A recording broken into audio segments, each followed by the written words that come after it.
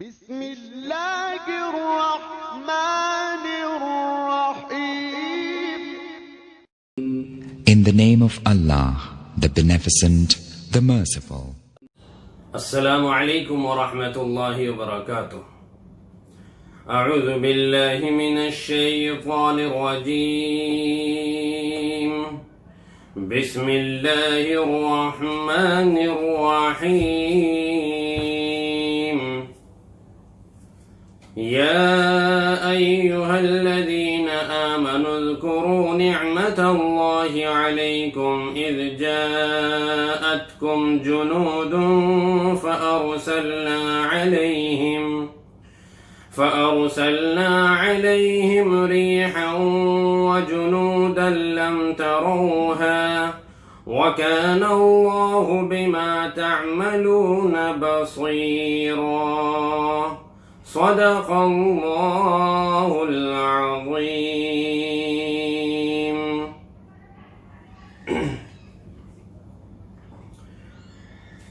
جیسا کہ کل عرض کیا گیا تھا، سورہ احزاب کی آیت نمبر 9 ہے. یہاں سے اللہ تبارک و تعالی نے غزوہ احزاب یعنی غزوہ خندق کا ذکر تفصیل کے ساتھ کیا ہے. 2 رکوع میں تقریباً اللہ پاک نے غزوہ خندق کی تفصیلات سمیٹی ہیں یہاں، جس میں ہمارے لیے بہت سی عبرت کی باتیں ہیں، بہت سی نصیحتیں ہیں، بہت کچھ سیکھنے کو ملے گا. بہت سخت آزمائش تھی اس موقع پر. مشرکین، مخالفین بہت ہی سخت تیاریوں اور تدبیروں کے ساتھ اور بہت سے قبیلوں کے اتحاد کے ساتھ یکجا ہو کر اور یک بارگی یعنی سب مل کر مدینہ منورہ پر حملہ کرنا چاہ رہے تھے. اس کی وہ تیاریاں کر چکے تھے. اللہ کے نبی صلی اللہ علیہ وسلم کو معلوم ہوا تو آپ نے بھی جو تیاری کی ہے تو اس میں 3 باتیں بہت اہم اور قابل غور ہیں. میں یہ اس لیے عرض کر رہا ہوں کہ پہلے کچھ غزوہ خندق کی تفصیلات ہمارے سامنے آ جائے تاکہ یہ جو 2 رکوع ہیں ان کو سمجھنا ہمارے لیے آسان ہو جائے. آپ صلی اللہ علیہ وسلم کی جو تیاریاں تھیں اس میں سب سے پہلے تو حسبنا اللہ ونعم الوکیل اس جملے کا زبان پر جاری ہونا، جس سے صحابہ کرام کو بھی سبق ہے اور ہمارے لیے بھی اس میں عبرت ہے.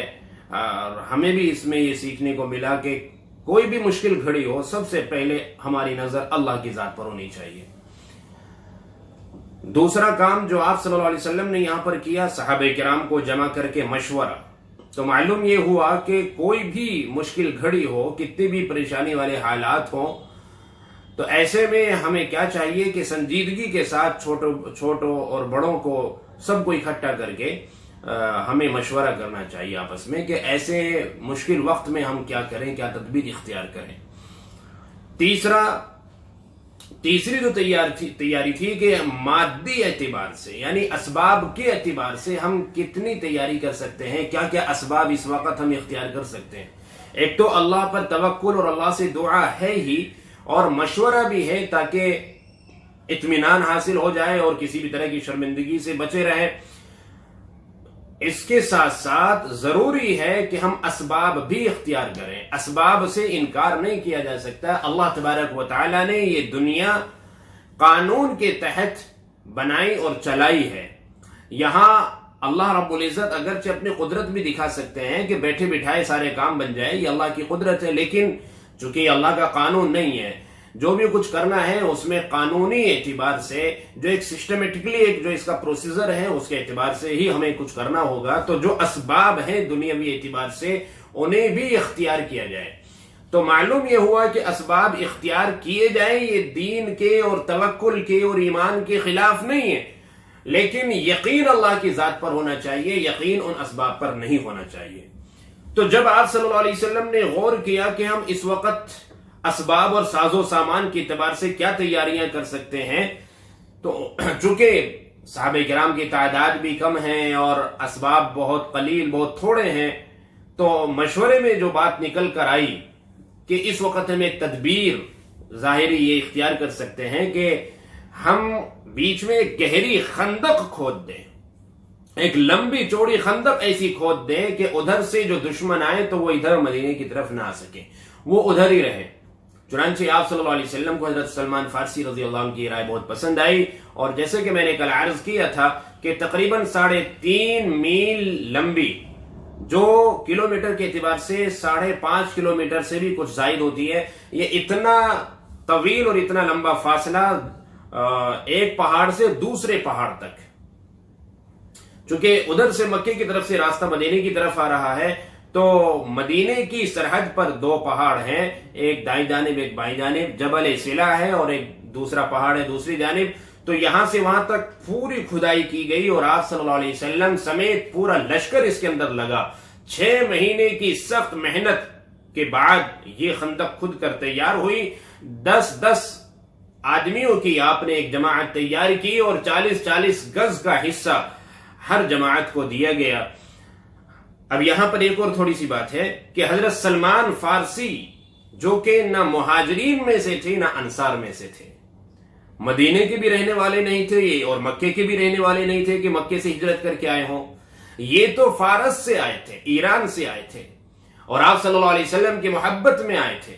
آخری پادری جس کی خدمت میں یہ تھے، جس وقت عیسائیت ہی رائج تھی اور آپ صلی اللہ علیہ وسلم کی نبوت کا اعلان نہیں ہوا تھا، اس وقت آخری پادری نے سلمان فارسی سے کہا تھا کہ اس وقت حق پر کوئی بھی نہیں ہے اور آخری نبی بہت جلد آنے والے ہیں، اور مدینہ منورہ کا پورا نقشہ انہوں نے بتایا سلمان فارسی کو۔ تو سلمان فارسی تو مدینہ منورہ آنا چاہ رہے تھے، لیکن راستے میں یہودیوں کا وہ قافلہ جو سلمان فارسی کو لے کر آیا تھا، سلمان فارسی خوش ہو کر بیٹھ گئے تھے کہ یہ لوگ مدینہ جا رہے ہیں اور میں ان کے ذریعے وہاں پہنچ جاؤں گا، لیکن انہوں نے اس قافلے نے مدینے میں آ کر حضرت سلمان فارسی کو فروخت کر دیا تھا، ایک یہودی نے خرید لیا تھا، تو کافی وقت غلامی میں گزارنا پڑا۔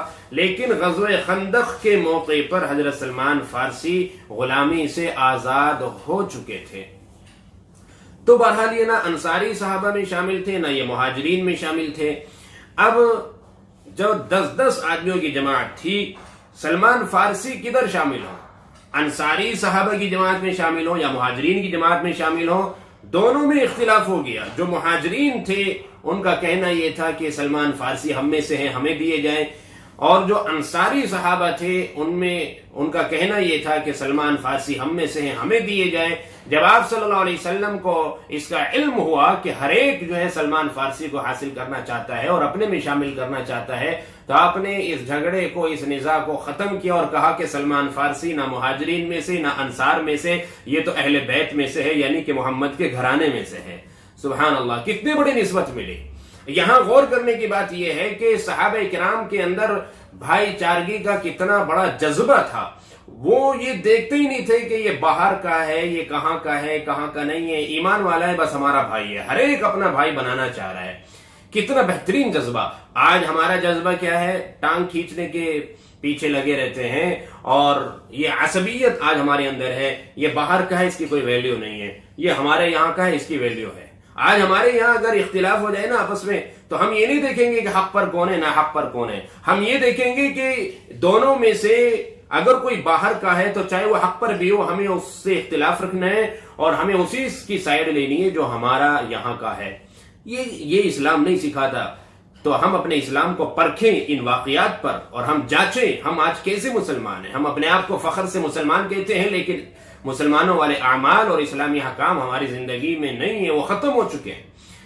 تو بہرحال آپ صلی اللہ علیہ وسلم نے فرمایا کہ یہ تو محمد کے گھرانے میں سے ہے، میرے اہل بیت میں سے ہیں۔ پھر آپ نے خود ہی ایک 10 آدمیوں کی جماعت بنائی، جس میں 6 انصاری صحابہ تھے، 3 مہاجرین اور 1 سلمان فارسی رضی اللہ عنہ۔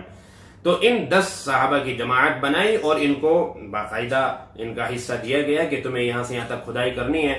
لیکن اللہ کے فضل سے سلمان فارسی بہت ہی قوی آدمی تھے، طاقتور تھے اور باہمت تھے، اکیلے 10 آدمیوں کا کام کر دیا کرتے تھے۔ روزانہ 5 ہاتھ لمبی 5 ہاتھ گہری خندق، یعنی 5 گز لمبی اور 5 گز گہری اکیلے روزانہ کھود دیا کرتے تھے۔ اور یہ اس سرزمین کا کھودنا کوئی آسان نہیں تھا، قدم قدم پر پہاڑ تھے، چٹانیں تھی، پتھریلی زمین تھی، تو بڑی مشکلات کا سامنا کرنا پڑا تھا صحابہ کرام کو. اللہ رب العزت کا کرنا ایسا ہوا کہ ایک جگہ ایسی آ گئی جہاں سخت ترین چٹان تھی جو توڑے کتنی بھی کوشش کر لی گئی توڑنے کی وہ ٹوٹ نہیں رہی. صحابہ کرام حیران ہے کہ یہ کیسی چٹان ہے. اور یہ بھی دیکھیے آپ وہ سلمان فارسی کے ہی حصے میں آئی, یعنی حضرت سلمان فارسی رضی اللہ عنہ جہاں کھدائی کر رہے تھے انہی کے حصے میں یہ چٹان آئی. اللہ تبارک و تعالیٰ کو تکوینی اعتبار سے یہ دکھانا تھا کہ سلمان فارسی تم کتنے ہی طاقتور کیوں نہ ہو, تم کتنے ہی تجربے کار کیوں نہ ہو, لیکن بہرحال تمہارا علم اور تمہارا تجربہ, تمہاری طاقت سب ایک محدود ہے, ایک لیمٹ کے اندر ہے. اللہ پاک کو یہ دکھانا تھا, اس لیے سلمان فارسی کے ہی حصے میں وہ چٹان آئی. سلمان فارسی کہتے ہیں کہ ہمارے اوزار ٹوٹ گئے لیکن وہ چٹان ٹوٹنے کا نام نہیں لے رہے, بڑی کوشش کر لی لیکن وہ چٹان نہیں ٹوٹ رہے. مشورہ یہ ہوا کہ جو لائن آپ صلی اللہ علیہ وسلم نے اپنے ہاتھ سے کھینچی ہے اس کو تھوڑا سا ٹیڑھا کر دیں, اس چٹان کو چھوڑ کر, اور پھر اس کو نکال لیں. لیکن پھر یہ خیال ہوا کہ نہیں, اللہ کے نبی صلی اللہ علیہ وسلم نے جو لائن کھینچی تھی ہمیں اسی لائن کے مطابق کھدائی کرنی ہے, ہمیں اس سے 1 انچ بھی ادھر ادھر نہیں ہونا ہے. خیر اسی میں ہے, عافیت اسی میں ہے, برکت اسی میں ہے. چنانچہ صحابہ کرام اس کام کے لیے تیار نہیں ہوئے کہ تھوڑا سا اس کو راستے کو کاٹ کے اس چٹان کو چھوڑ کے اور اس کھدائی کو مکمل کر لیں. نہیں, جب تمام تر کوششوں کے باوجود وہ چٹان نہ ٹوٹی تو آپ صلی اللہ علیہ وسلم کے پاس گئے صحابہ کرام. حضرت سلمان فارسی خود گئے اور حضرت سلمان فارسی رضی اللہ عنہ نے کہا یا رسول اللہ صلی اللہ علیہ وسلم, ایک ایسی چٹان آ گئی کہ ہمارے اوزار ٹوٹ گئے لیکن چٹان نہیں ٹوٹ رہے. تو آپ صلی اللہ علیہ وسلم نے بھی یہ نہیں کہ چلو ٹھیک ہے کچھ کرتا ہوں, دیکھتا ہوں, کچھ لوگوں کو بلاتا ہوں, بھئی ادھر آنا ذرا دیکھنا ان کا کیا مسئلہ ہے, ایسا نہیں کیا, بلکہ خود اٹھ کر آئے اور کہا چلو میں تمہارے ساتھ چلتا ہوں, اور خندق میں اترے. صحابہ فرماتے ہیں آپ صلی اللہ علیہ وسلم کی حالت کام کرتے کرتے ایسی ہو گئی تھی کہ اتنا گرد غبار آپ کے اوپر جم گیا تھا کہ آپ کی پیٹھ, آپ کا پیٹ نظر نہیں آ رہا تھا, مٹی سے ڈھک چکا تھا. چونکہ آپ عموماً اوپر سے چادر ہی اوڑھا کرتے تھے جس سے پیٹ اور پیٹھ خالی رہا کرتی تھی, تو آپ نے اپنی چادر کنارے پر رکھی, خندق کے اندر اترے, آپ نے کدال لیا اور بسم اللہ پڑھ کے ایک آیت پڑھی, وَتَمَّتْ كَلِمَةُ رَبِّكَ صِدْقًا وَعَدْلًا. یہ آیت پڑھی اور آپ نے ایک ضرب ماری, چوٹ ماری اس چٹان پر. وہ اس چوٹ کا لگنا تھا کہ اس کے اندر شگاف پڑ گیا, یعنی اس کے اندر دراڑ آ گئی, پتھر میں دراڑ آ گئی اور ایسی چمک اس کے اندر سے نکلی. صحابہ فرماتے ہیں کہ ہم نے ایسی چمک دیکھی کہ مدینے کے دونوں کنارے روشن ہو گئے. آپ نے پھر دوسری چوٹ ماری اور یہی آیت پڑھی, وَتَمَّتْ كَلِمَةُ رَبِّكَ صِدْقًا وَعَدْلًا. آپ نے دوسری چوٹ ماری تو وہ پتھر ٹوٹ گیا, لیکن ابھی مکمل نہیں ٹوٹا تھا. آپ نے پھر تیسری چوٹ ماری اور یہی آیت پڑھ کے وَتَمَّتْ كَلِمَةُ رَبِّكَ صِدْقًا وَعَدْلًا. آپ نے تیسری چوٹ ماری, وہ پتھر مکمل ٹوٹ گیا, ریزہ ریزہ ہو گیا اور تینوں دفعہ روشنی نظر آئی. جب آپ باہر نکل کر آ گئے تو حضرت سلمان فارسی رضی اللہ عنہ کہنے لگے یا رسول اللہ صلی اللہ علیہ وسلم, آج تو ہم نے ایسی چیز دیکھی ہے کہ اس سے پہلے ہم نے کبھی نہیں دیکھی تھی. آپ نے فرمایا کیا دیکھا؟ کہ ہم نے ایسی ایسی چمک اور روشنی دیکھی پتھر سے نکلتی ہوئی. آپ نے فرمایا واقعتاً دیکھی تم نے؟ کہ جی ہاں. پھر آپ نے اس کا خلاصہ کیا. آپ صلی اللہ علیہ وسلم نے فرمایا کہ جب میں نے پہلی ضرب ماری تو اللہ پاک نے مجھے عراق کے مدائن دکھائے, عراق کے ملک شام کے مدائن دکھائے, یعنی ملک شام کے وہ جگہ جہاں شاہی تخت ہوا کرتا تھا, جو شاہی محل ہوا کرتے تھے, مجھے شاہی محل دکھائے گئے. اور دوسری ضرب ماری تو مجھے کسرا یعنی کہ ایران کے شاہی محل دکھائے گئے. اور جب میں نے تیسری ضرب ماری تو اس میں بھی یمن کے شاہی محل دکھائے گئے. اور پھر آپ نے فرمایا کہ یہ جو مجھے محل دکھائے گئے ہیں تو اللہ تبارک و تعالیٰ نے جبرائیل علیہ السلام کو بھیجا اور انہوں نے مجھے بتایا کہ یہ تمام علاقے آپ کی امت فتح کرے گی. یہ سن کر صحابہ کرام بہت خوش ہوئے. بہرحال بڑی سخت محنت ان 6 دنوں میں ہوئی اور آپ صلی اللہ علیہ وسلم دیکھ رہے تھے کہ صحابہ کرام کس قدر محنت میں لگے ہوئے ہیں. 3 دن ہو جاتے تھے فاقے سے فاقہ گزارتے ہوئے, کھانے کو کچھ نہیں ہوا کرتا تھا. خود آپ صلی اللہ علیہ وسلم جب خندق میں اترے اس چٹان کو توڑنے کے لیے تو حضرت جابر رضی اللہ عنہ فرماتے ہیں کہ میں نے دیکھا آپ صلی اللہ علیہ وسلم کے پیٹ پر پتھر بندھے ہوئے ہیں، بھوک کی وجہ سے پتھر باندھ رکھے ہیں آپ نے، چونکہ کئی روز سے کچھ کھایا نہیں۔ تو یہ صحابہ کرام کی حالت تھی جو آپ صلی اللہ علیہ وسلم دیکھ رہے تھے۔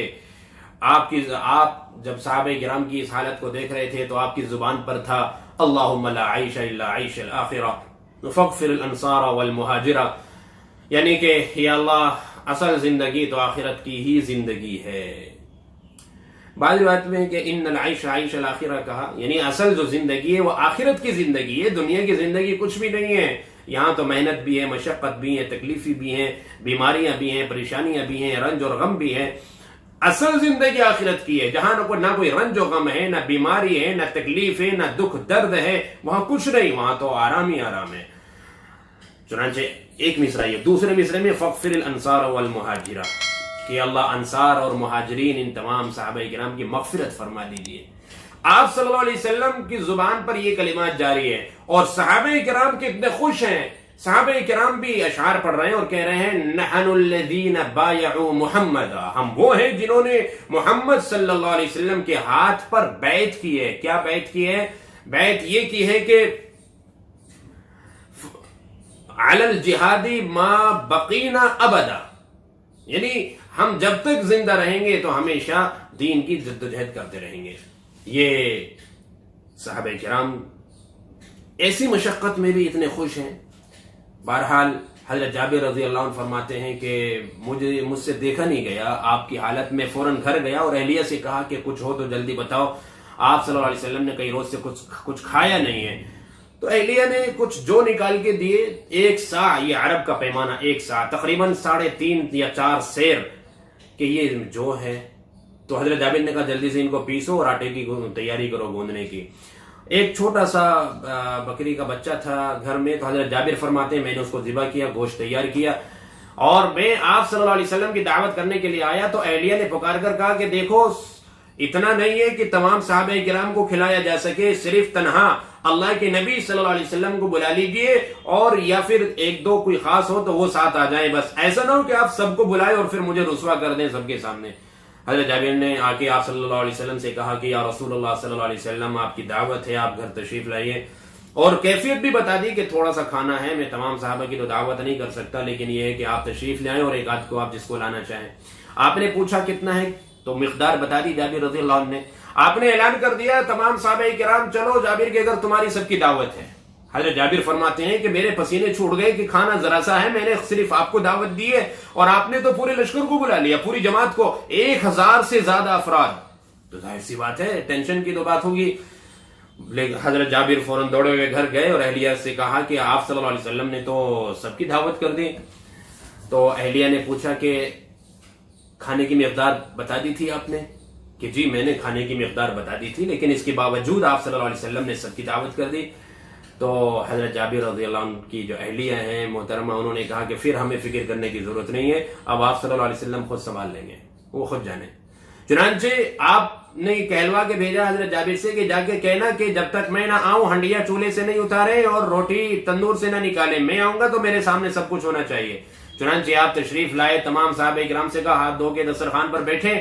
آپ نے سالن میں بھی دم کیا اور آپ نے آٹے پر بھی دم کیا اور خود آپ نے نکال کے دیا، ہنڈیا کو چولہے سے نہیں اتارا، اس میں سے خود آپ نکال کر دے رہے ہیں، روٹیاں خود آپ تقسیم کر رہے ہیں۔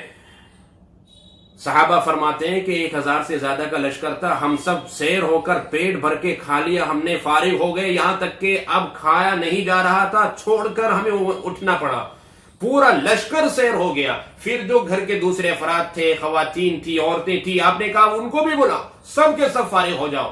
حضرت جابر فرماتے ہیں کہ سب نے کھا لیا، لیکن خدا کی قسم نہ ہنڈیا میں سے کچھ کم ہوا، نہ اس آٹے میں سے کچھ کم ہوا، وہ پورا، یہ آپ صلی اللہ علیہ وسلم کا معجزہ وہاں پر ظاہر ہوا۔ تو بہرحال یہ ہے جنگ احزاب، جس کا ذکر اللہ تبارک و تعالی نے یہاں پر فرمایا کہ اس انعام کو یاد کرو، اس نعمت کو یاد کرو جو اللہ نے تم پر اس وقت نازل کی تھی کہ جب لشکر آئے اور تمہیں گھیر لیا چاروں طرف سے، تو ہم نے تیز ہوا کے ذریعے اور فرشتوں کے ذریعے تمہاری مدد کی، اور اللہ پاک تمہارے خندق کھودنے کے عمل کو دیکھ رہا تھا۔ اب باقی اس کے آگے کی تفصیلات انشاءاللہ کل آئندہ عرض کی جائیں گی. اللہ تبارک و تعالی ہمیں اس واقعے سے